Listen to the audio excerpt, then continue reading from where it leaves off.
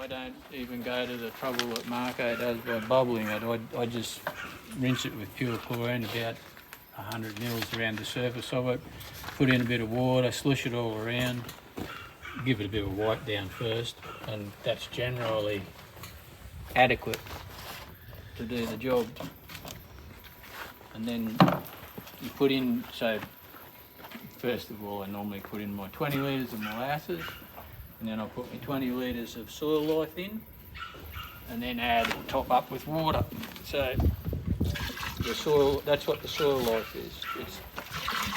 That's just a concentrate that's been brewed up. And this, that's your brew? No, this you've kept over, or you just bought it? No, this is the concentrate. Okay. This will be my my extended product when it's finished. So you don't keep your own for regeneration?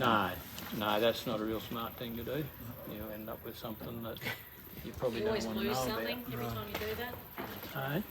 You always lose something every time you do that. You might gain something too that you don't want. Yeah, that's right. From one generation to another, the conditions, the weather, the environmental conditions change. So you've got a diversity of microorganisms that, depending on the conditions, you're going to just keep pushing them to the ones that really thrive in this environment. So the more you push the generation, the less biodiversity. Yeah, of course I'm wearing all the appropriate safety gear for this sort of thing. It's just rinsing my molasses out, that's all, just to top it up.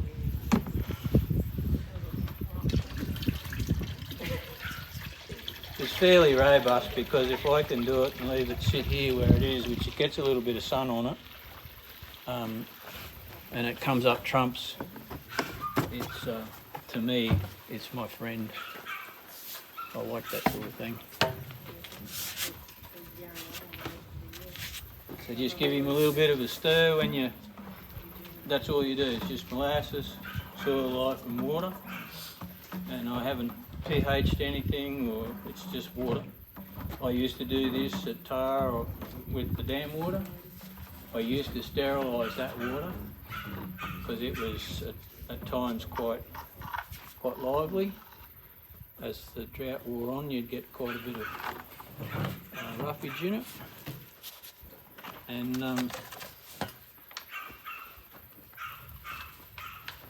yeah, it was always a good idea to sterilise the water in that situation.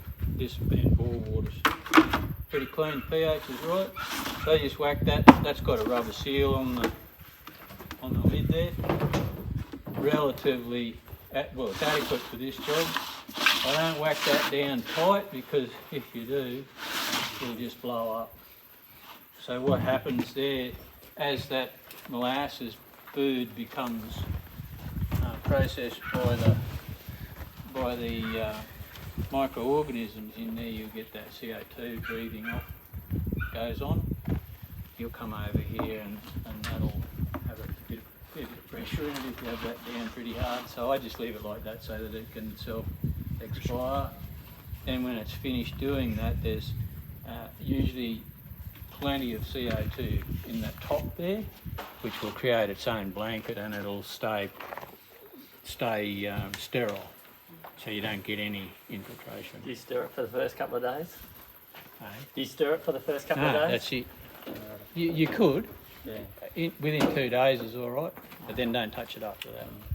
So how long do you leave it? Temperatures like this, probably about 4 days. It's pretty right to use. Winter time, 5-6 days. Your temperature drops down. Yeah. But once it's settled, Gets the yeast on top, doesn't it? That's how you sort of know that it's right. Get the yeast on top. it gets a film of like creamy coloured yeast on top of it. We use the pH to check if it was finished. So if it's below 3.8, 3.7, that's where we like it to be with the effective microorganisms. One thing that he mentioned about it, and that's one thing that we do for safety, we do kind of an airlock system where we we put a hose here, we seal it off, and then we just put this hose into a plastic bottle with half filled with water. So all these gases, they can actually be released through the system. So just using a hose and a bottle, you can just make sure. I mean, this looks pretty safe that no microorganisms are going to get in the system. But if you just lock it in and just put an airlock, this is a way that you can also ensure that no microorganisms can contaminate the brew. That's the proper way to do it. That's more cleaning up for me. If you just continue to, You're not going to clean it anyway. if you just continue to brew again, do you need to clean up that container? If you use that Yeah. and put the next lot in? Yeah. Still Yeah, need when to you're clean it. finished, tip it out, rinse it out, give it a good wash inside. Like I don't mind what it looks like outside. Wash it internally where you're going to put your stuff. And then get your chlorine again and give it another stir around and start again. So But he'll, 1,000 litre shuttle, you'll get a fair few miles out of one of them. You got brews in these? Yeah, they've actually got fermenting. That one there's got fermenting turnip in it. Turnip and marshmallow. And that one there's got fermenting climbing buckwheat in it. So the idea is to spray this where those leads are. and Correct. Yeah. You think it works? Well, I know a bloke that did it down in South Australia in his apple and cherry orchard. 16 years ago, he had not it's called bloody Patterson's curse. Growing in his orchard. His father tried all his lifetime as an orchardist to get rid of it. Everything he tried, herbicide, slash and whatever. Never got rid of it. Anyway, this guy decided 10 kilos of Patterson's curse, put it in a shuttle, 10 litres of molasses in it, topped it up with water and fermented it out until it gets, well that's been through its really smelly stage. It gets pretty rotten, stinking. And then after, I think it's around 10 weeks minimum, took that, I think he put it on at 10 or 15 litres to the hectare equivalent, sprayed it on this orchard that was rotten with it, hasn't seen it since. And so does that, How does it work? Well, what it's so okay when your weeds are growing, whatever they are, wherever they are, even that mongrel amaranth growing in them horse pens, it's doing a job. It's either mopping up like high levels of nitrate, nitrogen, or it's bringing calcium up, or it's bringing copper, or whatever it is. If you analyse your weed, you'll find it's dominant in a certain element that it's trying to correct in that soil that's not there for plants to avail. So the principle is you take your weed and whatever it's doing, fermenting it out so that you're taking the energy of that fermented plant plus the elemental nature of it it's trying to correct in the soil. You put that back out there and you'll alleviate the frequency of that area to help that weed proliferate, and plus the element that you've fermented out of that in that brew will actually replace. As Graham said a couple of times this morning, you don't need great whacks of things to correct that issue, and that element, whatever it is that it's trying to replace, it'll be adequate to make that environment uncomfortable for them to be there. You'll get well, you've also got the biology of that plant. So Yeah, the that's resurface of true. that plant is, That's as true. well, that's associated to whatever role that plant plays in the nutrient cycle, has a certain microbiome attached to that. So you're basically putting the frequency, but you're also putting the microbiome, and you're brewing that up literally. So then you put that workforce straight out there.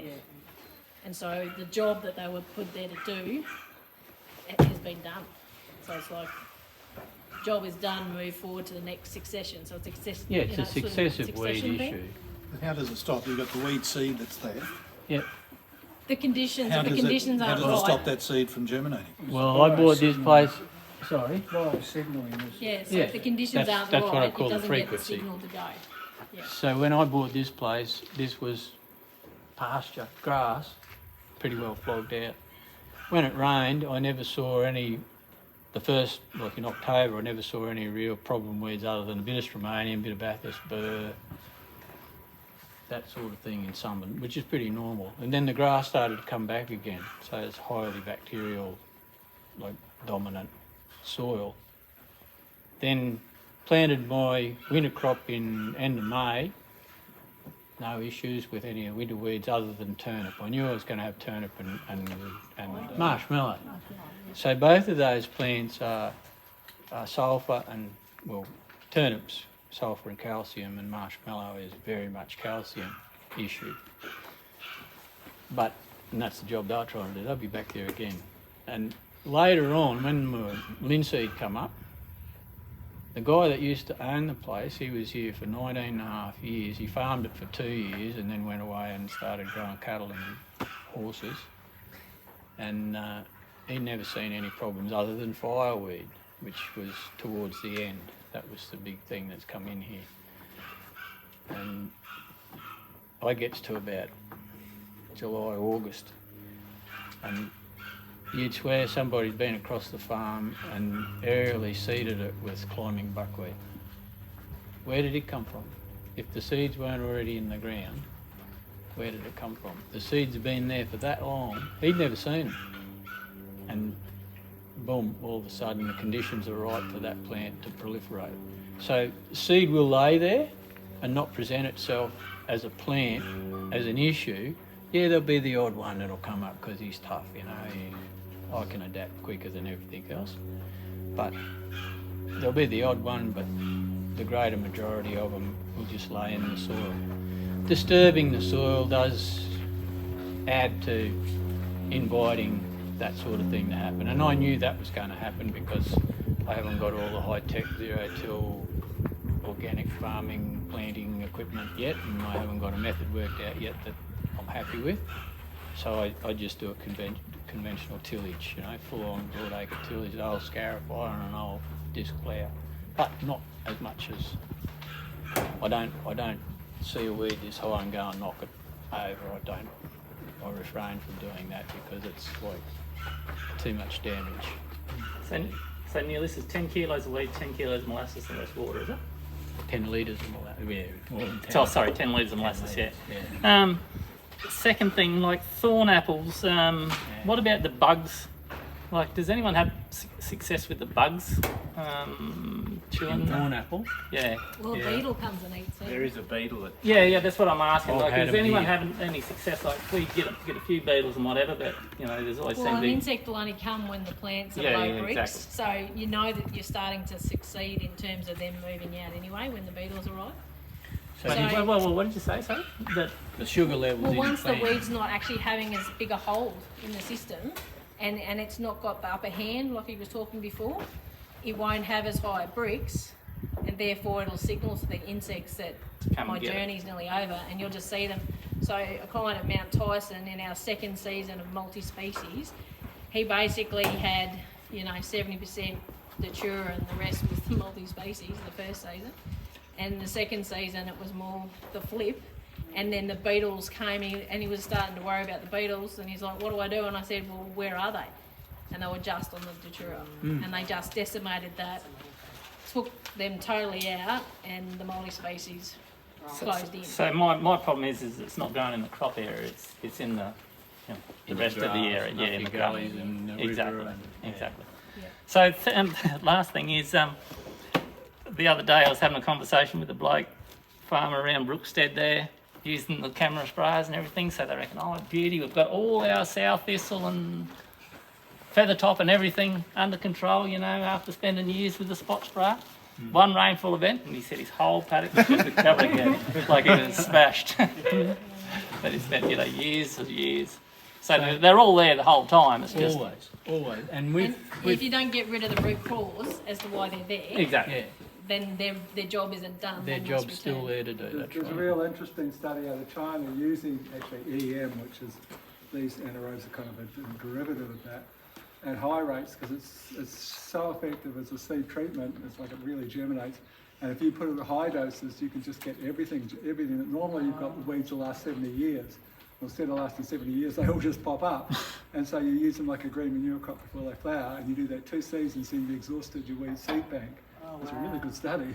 Yeah, really cool idea. And so that But that but basically that's like our band, or I think this is something. It's all life. they and so both that was start just drenching the soil surface everywhere. Like Yeah, just boom spraying it out completely at 100 Yeah, litres per hectare was the rate. but that has to be followed with minimum till, isn't Yeah, it? did they disturb the soil then? Because to if make they it till the grow? soil, then all the weeds, all the seed bank is going to come up again. So it has to go with the application of EMs combined with the no-till. So you see this everywhere, and out towards Millmare and other side of the river there, there's a block which I drive past regularly when I go out to the shed. There's a long-term zero till.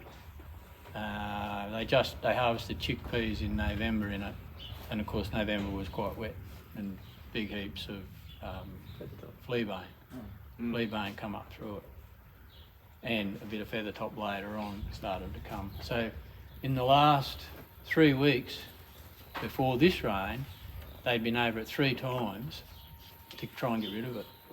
And now, I haven't been out there since it's rained, but I can imagine it'll look like a lawn again. Or they've gone in with paraquat or something to try and really get rid of it. And it happens predominantly on very, very fallow, Roundup, glyphosate paddocks. It just seems to stick out like the proverbial. It's the classic. Those two are both classic detoxes, aren't they? Basically, or Ian Laurie is the one that really pointed out. You really see the echinocide and that beginning of the food web has to come, and you have slime moulds and things on the soil surface in those conditions when you see those guys. So yeah, they're trying to start again and full on detox. Open it up. Yeah. Soil's too close. So they're going to get rid of your feather top, your fleabane, your barnyard Well, grass? as Graham just explained, if you're using EM in that mode where you're using high rates of it, you can actually get a high rate of germination, whereas it's conditional upon, I don't know what makes it come up, that you can actually bank on. But if you can use something like that to stimulate it to come up, you know, if you use a paraquat or whatever to kill the stuff, you might be able to get a system happening there where you can actually wipe out the seed or glyphosate. But afterwards, that soil still needs to be rejuvenated. It's going down the wrong track. That's why it's there. Yeah. So you've got to. Would this work for those? Oh, as look, well? I've never tried it. Potentially, but I mean, remember Jeff Bassett did plant tissue analysis on feather top, and you know the components, the nutrient component of that, and what nutrients it brings, because it taproot, so it's bringing from way down deep. Oh, well, And- not but feather it's top. not feather It's top. not Sorry, taproot. fleabane. Fleabane. Fleabane, yeah, and amazing numbers, absolutely, you know, and so it's working on a huge number of nutrients. Well, it's Yeah, crazy. and it smells great around the soil when you pull them up. Yeah. It smells fantastic. And that's very much the same as lantana, so everyone thinks lantana is this horrible plant, obviously, because it's so attractive to cattle, because it does have a higher bricks level than anything else in the paddock, but it grows where there's no calcium specifically. It's a signpost plant for no calcium. But you better have a plan B if you're going to herbicide it out of there, because have a look. I can remember being at the Iwasaki resort, which they turned into across the road, they turned into a 3,000 acre cattle grazing property, and they cleared off the lantana herbicide. They were walking around the paddock, we've just done a course there, and everyone's kicking the odd little bit of lantana that comes through, saying bloody lantana, all the cattle farmers, just little bits that have come through that have been herbicide out and come back. And so we're checking, and the bricks is like 4, and it's a screaming calcium deficient stark line on the refractometer. And I said, well, you're all kicking this lantana, this arsehole plant. We couldn't find any shovelful, no worms anywhere. And I said, okay, let's test the bricks of the lantana. Well, the bricks of the lantana was 17, and underneath the lantana was the only spot in the whole place with friable soil and earthworms. It's a wonderful soil conditioner because it mines calcium and changes the soil structure, and everything hangs around the roots because they can breathe. So it's a weed, but it's actually wonderful. Yeah. But it's the lantanoid, the active component, because it's such high bricks and cattle are hungry will eat it, then it's too much and it kills them. Or not kills them, it takes their skin off and does all sorts of things. So what do you think about fleabane, Graham? In terms of its... Like in in the aspect of broadacre agriculture, Yeah, I like haven't people actually- really I struggle haven't with looked it. to see what the actual root cause, and in that book that Jay, whatever his name's written, is quite handy because he's Weed just stalk. summarised the link. Jay McCann, when we Yeah, that's it, when we start. It's really handy, I haven't looked up so down to see. But it's, it's quite a good indication of the fact that weeds are messengers and they're telling you something. But, correcting it, like you lie in the soil that's got lantana, and I've done it on one patch of the home farm, and it takes about 2 years and then the lantana just doesn't grow there anymore. So it's not an instant thing like herbicide. Yeah, lined it, yeah. But it's a wonderful thing for chemical companies, isn't it, to tell everybody that this is what you need, this is what you need. And all you're doing is removing the actual thing from that plant that stops it from doing its job, and it keeps coming back to try again and try again. So all you, Well, yeah. As I'm driving around, I can actually I could pick the cotton paddocks, and the seedlings were only this big from a distance because they were fleabane and milk thistle. You actually knew it was going to be cotton in there because of the weed spectrum this year. I really could, and you knew exactly. And yeah, you got there and yep, cotton. Yeah, mess, absolute mess. so we've stopped our fleabane and feathertop this year. We just let the bloody volunteer cereals grow. Sprayed all the broadleafs out, let the volunteer cereals grow. And they're both competition. They both hate competition, fleabane and feathertop. Yeah. So they just don't grow. So does this theory work on perennials as well? They are pretty burning growing already. That's a good question, I don't know. Because, all I'm looking at is an annual plant. I'm thinking long grass, cool the tide. It's supposed red to grass. work on In theory, right? Yeah. In theory, because of sure. Yeah, because it's energy, it's the frequency of it's the, I don't see why. no, that's right. And I'm pretty sure on quantum physics on the Yeah. site that, Charbray still keeps going, but for Huey's website, I'm pretty sure there's some articles about that, whether, go and have a look. With those mongrel perennial grasses, if you were just to seed it with some hardy legumes and brassicas.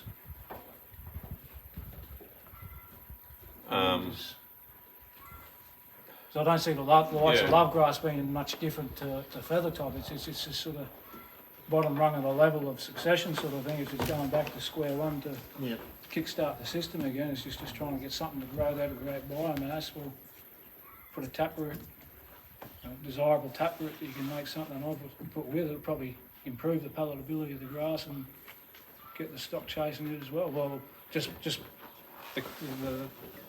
the nutrition of the likes of the legume and the brassica, they're gonna then look for those arsehole grasses to move them on anyway.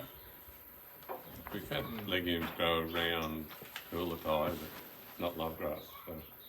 And the only person I know of that beat love grass was about 4 or 5 years of compost and it disappeared. Yeah. Although we've got patches of it and I tried started spraying when I first moved to the place. Then I went to digging it and carting it away and it just grew up behind. When I started chopping it, cutting it out and just leaving it there, it doesn't grow back. The seedlings don't come back. That's because it's doing this here.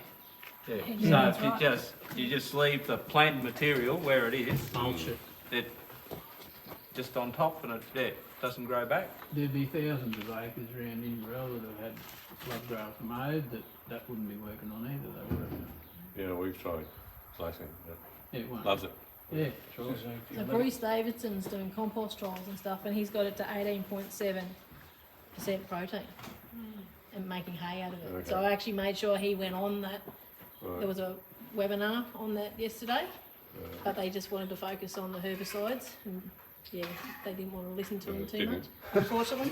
Didn't take out the teeth of the cattle. I know people that Because teeth of Ag the Force in New teeth have South been Wales destroyed. Ag had a specific Yeah. thing on that grass yesterday, a webinar, and I made sure he was on there, but he said, they didn't really want to hear. But I mean, he's making high protein hay, and his cattle, doing holistic management grazing on it, and actually getting huge benefit from it, and then shifting it out, but, getting high protein But it's grass at the same time. It's a high silica plant, Yeah. love grass, Yeah. and it usually grows in a high silica soil, that's sandy, loamy. This is basaltic. It is Yeah, velvet it's red, basalt. red basalt. Yeah. Yeah, right. But it's a highly silica producing plant. How many years they get out of the cows? Wearing their teeth out? I know one bloke that destroyed his bull's teeth in 1 year. He put his bulls in it to try and crash it. And he's in trouble. Yeah. Must have had weak teeth. It's extremely hard.